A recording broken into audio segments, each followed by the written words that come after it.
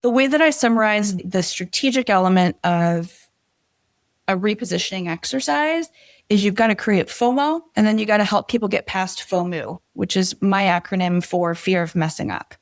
Like once it's natural, once we have a fear of missing out, if we're going to be doing something new, then we need to help people basically develop a proven path to success.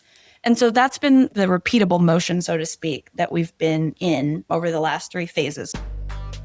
Hi, and welcome back to SaaS Half Full, the only show serving B2B marketers. I'm Lindsay Groper, EVP at Panblast, and I will be both your host and bartender today. I had an awesome conversation with Caitlin Allen, who is the SVP of Market at Simbe Robotics. Caitlin and I met last year in person at an event, and I have been wanting her on the show ever since. She's going to talk us through some best practices as it relates to repositioning.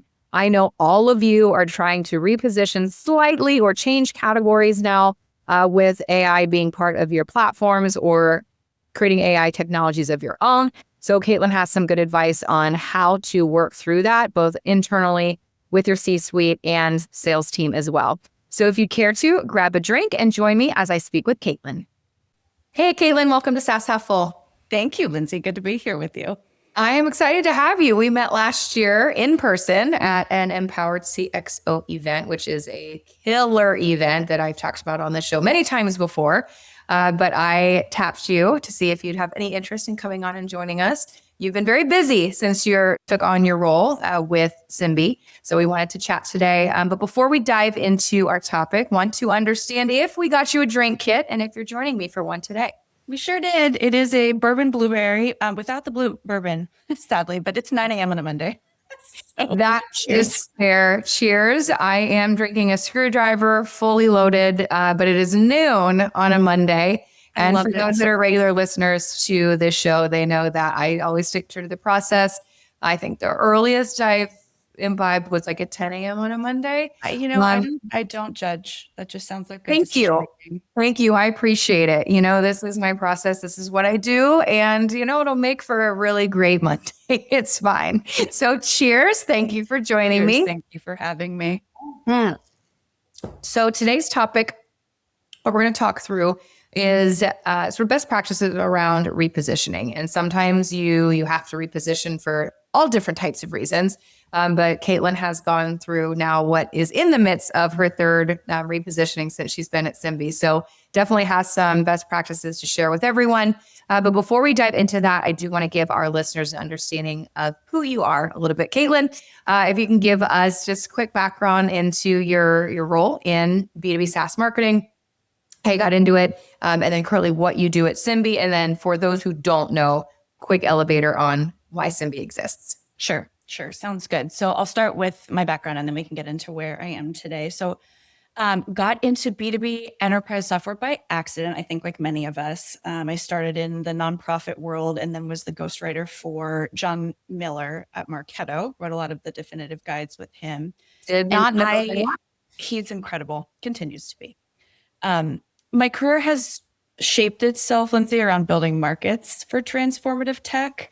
And over the past 10 years or so, I've been really focused on helping scale category defining companies and been across a variety of different sectors, deep tech, enterprise software, consumer platforms. I was part of Lyft's IPO and Happy Returns acquisition by PayPal, and also had the honor of being a partner at Andreessen Horowitz. I am currently the Senior Vice President of Market at Simbe. About 3 years ago, an executive recruiter who I really respect and who has become a friend and placed me a couple of times called and said, my favorite CEO of all time is hiring his first head of marketing. Do you want to talk to him? And I was like, Joe, you say that to all the girls, but yes, I do. So that's how this ended up coming to be. Retail is one of the most critical systems in our economy. It's not just the world's largest employer, but it's how individuals access food, clothing, how our homes get built and maintained every day. And yet, for decades, retail's operated without a live understanding of what actually happens inside of their store. And what I mean by that is what is on the shelf, how is it priced, and what's in the right place. And the way that that's been traditionally approached is something called manual audits, where store teams walk up and down aisles It is their least favorite task, and they are not great at it because it's hard to do repetitive and boring work well. So what Simbe does is digitize the shelf to give retailers real-time visibility into shelf conditions, and it helps their data flow across store operations, the supply chain, and digital channels, which has been really fun to be a part of. We're now in 10 countries around the world and about half a dozen retail sectors, and help stores everywhere from like your 5 to 10 store chain that's local all the way up to Fortune 20 retailers that haven't been announced quite yet, but we're almost there. Getting close. But we're talking robots. Yeah. Yeah, very cool. I have yet to see them in my grocer, but I'm sure that it's coming. And I suppose one other role that we both play that we should acknowledge is being mothers, because yesterday was Mother's Day. And as our crazy lives would have it, I was explaining that I saw all of my kids, but not all three of them together, just in different parts and did different things. And you were traveling, and you celebrated your mom last week. But, we're all out here doing the best that we can. But shout out to all the moms. We love you. We do. Appreciate what you do. It is our hardest and most fulfilling role, but we do it every day. We love it. It's the truth. It is rough. I actually I was at a concert on Friday night, and one of my friends who was slightly overserved paid me what I think was like probably one of the best compliments of my life, which was because my teenage son was also at the concert, but across the stadium. And she said, "I really admire the relationship you have with your kids." And I was like, oh, that could be one of the top compliments. Oh, I love that. Received, right? Like, that's what we live for. We die for them. We want it so bad.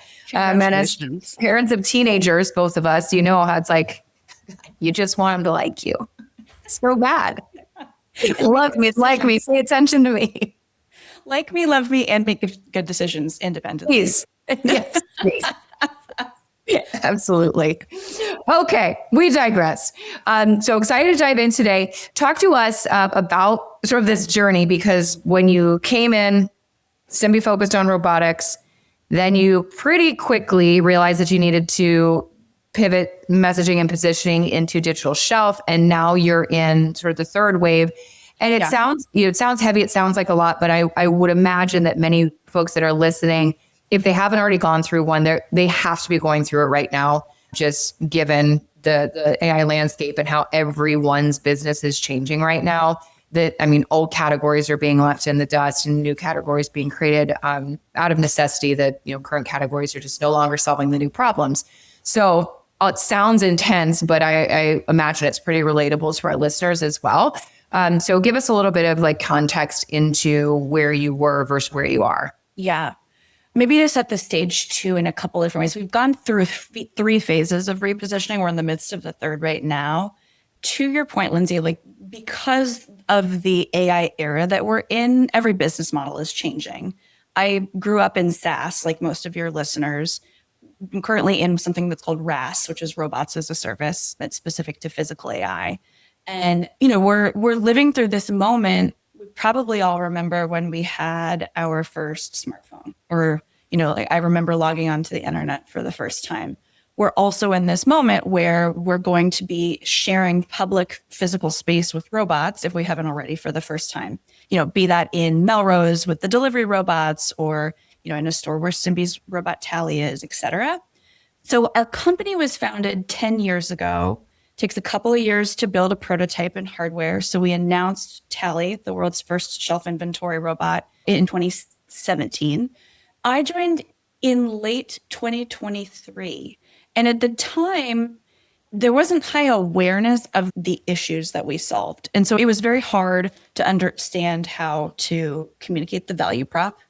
And so our first repositioning was around basically evolving the company from robotics to shelf digitization. And the core of that strategy, there were a couple different pillars. So the way that I summarized the strategic element of a repositioning exercise is you've got to create FOMO, and then you got to help people get past FOMO, which is my acronym for fear of messing up. It's natural, once we have a fear of missing out, if we're going to be doing something new, then we need to help people basically develop a proven path to success. And so that's been the repeatable motion, so to speak, that we've been in over the last three phases. So the first one raising problem awareness for all the people that we influence. The people that we influence, there's several concentric circles. There's retail corporate. So typically we were starting in store operations and then also talking to supply chain and technology and IT and sometimes finance. Then there's also the store team, which are the folks that walk up and down the aisles and work with the robot every day. And then also the shoppers. So we needed to think about all three of those different audiences as we thought about the repositioning. We focused on the core use case. There are many use cases that the robot can help with, on-shelf availability, which is basically like, are the items where they should be, which blew my mind when I started. 60% of items that grocers, for instance, think are out of stock are actually in the store in the wrong spot, which is why when you order Instacart or DoorDash and they tell you that like half the items weren't found or were substituted, that's the reason. We needed to focus on our core audience and the core use case. And then a lot of our work was around developing third-party proof and an ecosystem of credible voices. So the third-party proof took the shape of a variety of reports from analyst firms that quantified the problem. We had a survey that surveyed store teams about whether they liked their jobs with or without the robot better. And the 9 of 10 store team managers do prefer their job with Tally around because they don't like doing the manual work that it takes away, which allows them to then focus on interacting with people. And then we also had some reports that focused on shopper preferences too. And then, of course, you have to amplify those messages to the different audiences that we talked about. And so we assembled a group of partners, strategic advisors, and by partners, I mean co-marketing, technology, all sorts of things to help us amplify the message. And we've focused on a go-to-market that leads with a monthly announcement and then has an omni-channel go-to-market that brings that to life. Interestingly, about 25% of our net new business for the last 2 years has come from PR announcements. And then about 50% has come from events. So it's a really like physical-based go-to-market strategy.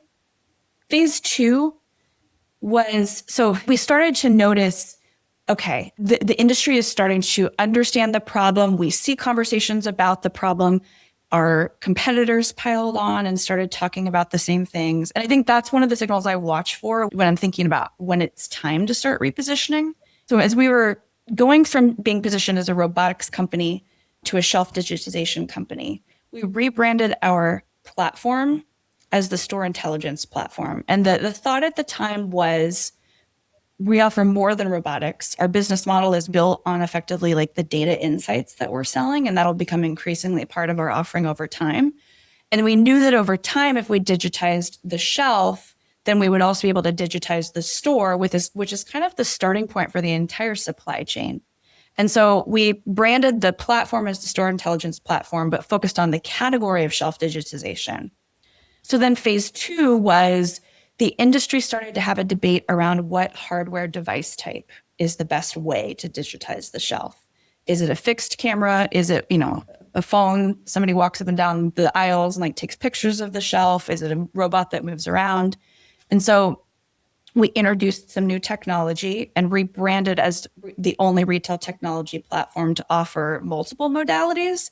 And the thought was, let's take the conversation away from how do we do it? What do we do it with? So like what's proving outcomes at scale? Right. Because I do feel, I literally just got off a call and said this, is that oftentimes people don't care how it works, just that it works. So like, great, you're offering me 3 different ways. Awesome. I just as long as it works, I'll pick one of these ways. But a lot of times people just get caught up in the like explaining the how, and it's like that it works. It's so true. And I think it's a very common misstep for those of us in tech. We want to talk about the things that get built all day because we're proud of them and they're disruptive, but it's the fastest way to make someone's eyes glaze over if you don't contextualize with the why. Yeah. You had mentioned the word signal, and so I want to go back to that for our listeners. Is what are some of the other signals that indicate that whether it's a current category, maybe it's your current positioning, but that is starting to hold you back and may need a change? What are some of those signals? Yeah. So definitely competitive landscape, follow on, pile on, which is a compliment implicitly. It also creates messaging homogeny where it's hard to stand out. So that's the biggest thing. I also just particularly because of how long our sales cycle is, Lindsay, and it's anywhere from, depends on the size of the retailer, but anywhere from 6 months to like 3 years just to land a client. And then we have pilots that then lead to an expansion, which is actually where you start to make money in our business. So effectively, as soon as I start hearing the sales team, our clients, the analysts in the space start to use our language, that's when I start to straddle to also bring in the next wave, because it's going to take so long to shape and influence the next stage. So it's really a lot about just the listening piece of hearing what competitors, what advisors, what analysts and the sales team is starting to say. It's also that signal comes from pipeline, like what are the blockers? And that was where the choice to reposition as a multimodal platform came from. We were getting way too many stalls in the sales cycle around the question of, well, do I need this device or this device? And so just to take it away, resolve the issue was kind of the solution there. You mentioned long sales cycles, and I had a question around that. So thank you for bringing that up. How do you reposition without maybe putting fear or uncertainty into some of these in-market deals or in-progress deals? Or how do you reposition congruently or in a way that maybe doesn't seem like it? Because that does seem like it could create some friction with in-progress deals. So it to me, storytelling that builds intuitively and creates like concentric circles that create a larger and larger vision, they're additive for the most part. So there's a lot of focus that we have and a lot of team training on how does this just build on the thing that our clients have already said yes to. Now, there are some nuances. I mean, you can imagine, for instance, so before we positioned as a multimodal tech company where we were just selling robots, we often positioned against some of the kind of hardware that we now offer.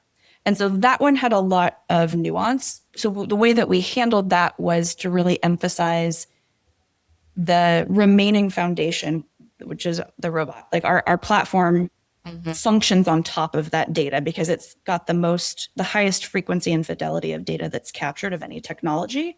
But then there are like specific use cases like the rotisserie chickens or the high value jewelry where, you either want to make sure there's not theft in that area or it has super high turnover. And so you want, a robot like traverses a store like 3 times a day, sometimes may want more focus on a rotisserie chicken section than 3 times a day. You might want it continuously. So in that case, a fixed camera is really valuable. So it's just, it was really just focusing on how that's valuable for the client and emphasizing that it's really not that big of a change. It's just an evolution of the vision we've all had all along. We talk about robotics being the core and then going multimodal. How did you determine like what parts of the brand to protect and hold on to, even if maybe it wasn't necessarily serving you today, to keep that trust amongst your stakeholders? It's such a good question. And it actually really changed my mind on this. So at first, because Simbe Robotics is our website. And when I joined and we were repositioning around shelf digitization, my thought was get rid of the robot. Like we took Simbe Robotics out of Simbe's name. I've thought about taking it off the website. And so what I realized over time is people love the robot. Like people have a relationship with the robot. It's cute. Tally it makes little boop beep noises and kids want to come to the store to visit it. We have like a swag store that shoppers buy all sorts of stuff from. Kids love their stuffed robots. And so what we made the decision to do was to personify Tally. So Tally became our brand mascot, so to speak. And so that was like, it was a way of holding on to the robotics idea, keeping the website, but still repositioning around self-digitization. So, we were talking about this a little bit earlier, like we were focusing from the positioning perspective on the outcomes, but the how was still part of the brand. And it was very different for me in terms of what I felt like was good for the business over time as we learned what mattered. Before we hit record, I'm just talking through sort of the flow of the show. One of the questions that I had was around sales enablement. And you had mentioned earlier in this conversation too, because right, a lot of this repositioning is driven by you in charge of marketing team, obviously with C-suite buy-in. All this work gets done, but then you still have your sales team that is responsible for closing deals in pretty much however they see fit. How do you then take something that is like ready to go, polished? I'm not saying the sales team hasn't been involved, but I would imagine there's some friction there of not only what are you saying, but how are you presenting it visually? What decks are we still using that need to be retired? Are there Franken decks that are being used all over the place? How do you have that? How does that conversation look like? How are they involved in the process? And what are some, I guess, things you've seen to not do? Any sort of like war stories about some things to not do that you could share, and also some successes? Yeah, I can share some of both. And yes, Frankenstein decks are always going to be part of the marketing job. So I've just made peace with that. You know, we have an incredible sales leader, and I work extremely closely with him. And I also work very closely with our head of strategy and client success. It's basically like a Accenture team that works alongside sales to help sell the technology and then make pilots successful. And so I think it starts with, well, it probably starts with my CEO having hired collaborative people because we get along and have a lot of fun working together. Mm-hmm. So, sales, marketing, client strategy, customer success, they see their leaders working hand in hand and affirming each other in public. And so I think that's step one or pillar one. The second is we do a lot of the work together. I think about marketing internally or content marketing internally, like breadcrumbing. And I've put as much time into marketing internally and to my investors as I do out in the market. And so it's, like if, for instance, if something came up in a sales call, I'll call it out in the commercial weekly because like of what worked or what didn't and how that ties with what we're thinking about. So I take them along the process. And then we have reviews as a team where I solicit input around the positioning as well as just holistically, like what's marketing doing well and what's not. So having them be part of the launch and making it super incremental so that we're all on the journey together rather than having this milestone moment where we announce the new positioning, I think is probably really important. I will say, like last year, for instance, this was a total flop.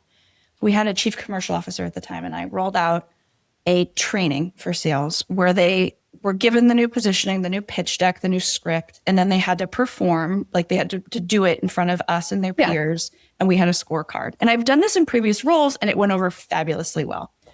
Well, it went over fabulously awful in this particular case. They felt really critiqued. They felt like, they were being treated like little kids, et cetera, et cetera. My language, not theirs. And so we realized we'd made a big misstep and we stopped doing that. And so we had to take a much more bespoke one-on-one approach of coaching, which has been slower. But because of the violent reactions, I think it was important to shift. What we're doing now in terms of training is so for instance, I gave our new repositioning at an investor conference last week that I co-founded with our investor Goldman Sachs and has a bunch of executives in the room. And it went over really well. One of the C-level executives we've been trying to get to for 3 years asked for a copy of the deck because he said it was the best articulation of our value prop that he'd ever heard. Thank you. So last week we mentioned it to sales. That was the breadcrumb. Then they asked for me to give it the presentation today. So I'll be giving that later today where they're going to be hearing how I did it. So they don't even necessarily, and I'm not hiding it, but they don't even necessarily know we're repositioning yet. But it's part of my way of taking them along a process where they are concluding that they should want to learn about this because it's already worked. And I'm giving a long answer. So the last thing I'll say quickly is we also talked before the recording about the strategic advisory board that I chair. And it's a group of 8 different individuals. Some are influencers, some are analysts, some are retail operators and executives. And I also take them through a process of responding to and giving feedback on the messaging. And they are people that the sales team respects. So, that's also another way of saying to them, like, hey, people in the market that have credible opinions have bought into this too. But I mean, I wouldn't be lying if like there's still folks that say we're a robot company, and it's just how it's going to be. Yeah, for sure. You bring up an interesting point about announcing that we are no longer this, we're now that. And it seems like you traditionally don't do that. You don't make it this like hard launch of, we were robotics, now we're, shelf digitization, or we were shelf, now we're going to be into store intelligence. Talk to me about just your thoughts around that. When do you think that makes sense, if ever, and when doesn't it, and why? It's a good question. I tend to not, because I think people learn in bite-sized pieces and change takes a long time. So that's why I lean away from announcing in a single moment. I also, as much as I'm proud of the work that we've done as a company or a marketing team to get to that point, I'm not sure other people care. Like, I'm not sure that it like changes their life the way that it shaped mine. And so we try to make it more intuitive. And so I typically use things like company product announcements or client news as moments of, again, breadcrumbing, like these bites of information. So when we announced our fixed camera at an industry event last year, that was when we started using the language about being a multimodal retail technology platform, and, started and kept using the shelf digitization language. And there are different moments, like I think that right after this podcast gets announced, we'll have another report that's going to launch that is also part of that and will help kind of usher us into the third repositioning wave that we've been starting. So I try to make it intuitive where you're like, oh, that's been happening and I haven't realized it until now. Yeah. Tell us more about that report. This will be dropping. I'm going to say it out loud so it doesn't jump on this date. That's on me. The 26th, May 26th. So will the report be out at that point? It'll be almost out. I think it comes out on the 29th. Right now, we're competing as a tech company for store technology budget. That does not just include digitizing the shelf. It includes anything in the store. And so, one of the challenges I've been thinking through with my peers over the last couple of months is how do we make sure that we get to the top priority of that list? So what the report is going to show is that the retailers that don't invest in shelf digitization first are actually losing revenue versus their tech investments. And the ones that start with shelf digitization are getting ROI. They are accelerating their value. So that report is, it's going to be the foundation of probably the next 12 months or so of what we're focused on. And it will launch new positioning around how a digitized shelf is the foundation of global commerce. Meaning, if you know what's happening on your shelf, all of a sudden Instacart orders are correct. Things that shoppers want to find in the store are in the right place. If you happen to get an ad, which is retail media, that tells you that the peanut butter you like is in the store and you show up and it's not there, like that's a problem. So it helps with all of those things. And, if this is getting a little bit technical, but a store can be intelligent and a supply chain can be self-optimizing if the shelf is accurate. And so we're going to be focused on store intelligence as the next kind of category. As we retain some of the shelf digitization language, we're still going to have Telly the robot, but it's this next concentric circle of having an intelligent store that can best serve the people that retail is there to serve. Love it. Okay, well, in 3 days, people go to Simbe website, get the report. I was happy to hear you say, Caitlin, that you don't believe people really care that you position rebranded, because at PanBlast, we do PR for B2B SaaS and AI companies, and we have a lot of repositioning, a lot of rebrands. And sometimes it's there's a new logo, color, website, positioning, all the things. And more often than not, our clients do want us to write a release about it and announce it. And we're always saying, like, we can, but this is not newsworthy. Like, no one really cares about this. Yeah. To your point, and I wrote down that this term breadcrumbing is a moment in time. And what we want to ensure is when that moment in time happens, that we have done enough breadcrumbing leading up to that moment that when that announcement is made to your customers, for example, if you do choose to announce it, they say, that makes sense. They had a report that came out that says this. They just, onboarded a new head of whatever. They have a customer in this use case. They've been doing a lot more thought leadership around this particular topic. Like that moment in time makes sense. Whereas if you just say all of a sudden we're this and people are like, the what? It's like, where did that come from? Yeah. That's what you don't want to have happen. And I like your approach of like, does it even make sense to announce it at all? Like what's the goal to announce it? Because if it's to communicate to customers, you don't need to do that. You don't need to do a press release and try and pitch the media with that you've now repositioned, because that is a what thing. It's really more around like the why, what's the market dictating the need for it, which is not going to be communicated in a press release. So I double underline that. Then you said like, who cares? Yes, I know. It's amazing how timeless Simon Sinek's start with why is. I think he came out with that TED Talk like 20 years ago or something. Yeah. And it's still true. The only time I could ever see a rebranding making sense to announce would potentially be if you're marketing to marketers. Because then you could maybe explain the why in a way that they would care. But like, I'm marketing to supply chain people, store technology, they don't care. Yes. And you could, because then marketers want to understand like what we're talking about, like what went into the rebrand. Yeah. Well, why did you learn about me? Yeah. That is, yeah, totally. So glad to hear you say that. My last question is, it's basically every company right now is trying to reposition to be, whether that's AI first, AI forward, agentic, whatever, that is on the docket for every marketer right now. What advice do you have on repositioning around AI in a way that is going to build trust rather than dilute? Because that everyone is having to do that right now, and many saying the same things. Well, and that probably says it, right?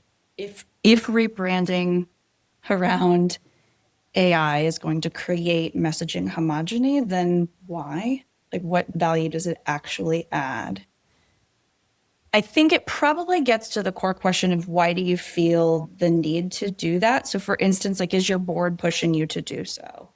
Or is there actually a reason in your pipeline that it will help you, a problem that it will help you solve, or a competitive white space that it will help you capture?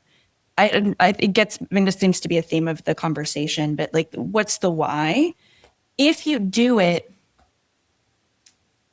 probably best to try to emphasize that it's something you've been focused on for the lifetime of your company, where it's kind of an iteration of the same thing your clients have already bought from you. But I don't know. I think we've seen so many pendulum swings in SaaS and in physical AI, robotics as a service, where if people pile on too much, then it's just a faster way to have a lot of people that miss out on the trend. So I would tread lightly. Yeah, good advice. Okay, Lana, is there anything that we didn't cover on this topic that you wanted to make sure that we tackle today? I don't think so. We did not drop an F-bomb or swear. That's just the first episode in a while for me, honestly. Maybe it's Monday and it's early. I don't know. I'm not like super jaded yet. It's too early. I don't know. I should have actually had alcohol in my drink. Yeah, you're right. We haven't. That's good. That's a win. Well, I end every episode the same way with my guests, which is I asked if you have a signature or favorite toast to send us out. I love that. My husband and I have a date night every Friday, and we always open a bottle of wine. I love wine. My first job was at a nonprofit where I had to run a wine auction.